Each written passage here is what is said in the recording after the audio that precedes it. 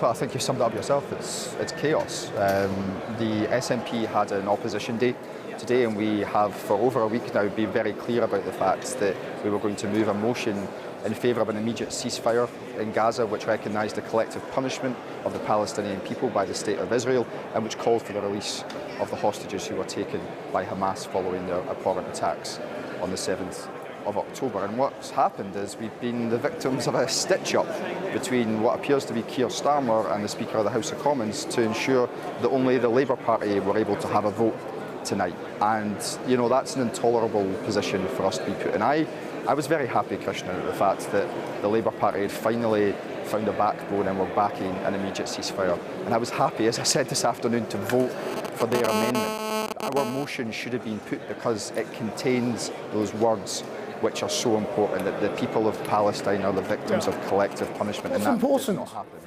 Isn't that the important bit? That a motion containing those words has gone through, even if it's being ignored by the government. It's not important, is it, whether it's an SNP or a Labour motion? That's just House of Commons politicking.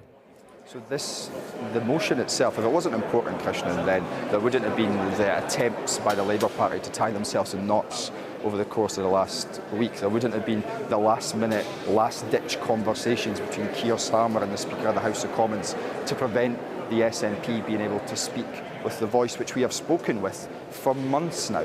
It is the SNP who have been championing the cause of the Palestinian people, who've sought to be that voice for the voiceless, to try and push for that immediate ceasefire. And Westminster effectively told us that we're not getting to have a say tonight. That is ridiculous, and it flies in the face of what is a so-called parliamentary democracy. As I have already outlined, I was glad the Labour Party got to a position where they backed an immediate ceasefire. We'd been pushing them for months. The public had been pushing them for months. But there should have been votes tonight. And Westminster has turned it into a circus, as it always does. It's always got to be about Westminster. And we were talking about something much, much bigger tonight, the situation in Gaza. Well, precisely. I mean, I want to be talking to you about what's going on in Gaza. And I have to ask you what you think about the Speaker of the House of Commons. Does he have to resign? I mean, it's ridiculous, Krishna, isn't it? This is such an important discussion and debate because the UK does have such an important voice in the international community when it comes to what's happening in Israel. For goodness sake, we sell arms to Israel. They're our ally. We're a permanent member of the UN Security Council. This vote was important tonight, and we needed to make sure that as many people as possible voted for an immediate ceasefire. Look, when it comes to the Speaker, I was very clear to him. I believe he has treated the Scottish National Party with contempt. I genuinely believe he's been forced into that position by Sir Keir Starmer, who needs to come on shows like this and explain himself and explain why he would be unable to vote for the SNP motion. And now it's for I mean, he denies myself. that. Just to be clear, the Speaker denies that he's talked to Keir Starmer and been pressured by him. Every single person who was in Westminster today knew that the Speaker was having conversations with Sir Keir Starmer and the Chief Whip of the Labour Party. It's as simple as that. And as it's transpired on SNP Opposition Day, we've been stitched up by Westminster. Look, I was very clear with the Speaker. We've been treated with contempt, and he's now going to have to convince me that his position is tenable. I'm not sure it is right now. So have you told him to his face his position is not tenable right now? I told him in the House of Commons chamber.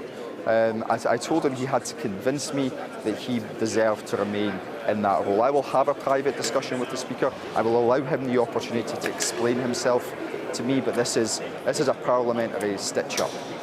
And it's so frustrating, Christian. I'm so disappointed because this is about the people in Gaza, but Westminster always descends into a circus when it's a big issue. We've got rules, we should have abided by them. We've been clear and consistent for months, since November when I last moved a motion calling for a ceasefire. That's all we wanted. I'm glad we've made progress on that tonight, but unfortunately it's going to be overshadowed by this debacle. I mean, doesn't this just bring British politics into even further disrepute? I mean, of course it does. I turned to Chris Bryant, who'd written a book, obviously the senior Labour MP, who'd written a book about many of the scandals during the course of this Parliament. Well, there's another chapter that's just been written, and it was done so today because the Speaker of the House of Commons and the leader of the Labour Party decided what was happening. It was their show or no show. That's not how Parliament works. It's utterly absurd, and I've got to call it out. As much as I want to be talking about Gaza, that's what I've been doing for months. I've been doing my best to highlight the appalling situation facing the people in Palestine. And now I've got to come on shows like your own and so many others and try to explain the chaos in there. It's utterly absurd, and I'm so disappointed for people sitting at home tonight watching this. We can and we must be able to do better, surely. Stephen Flynn, thank you very much.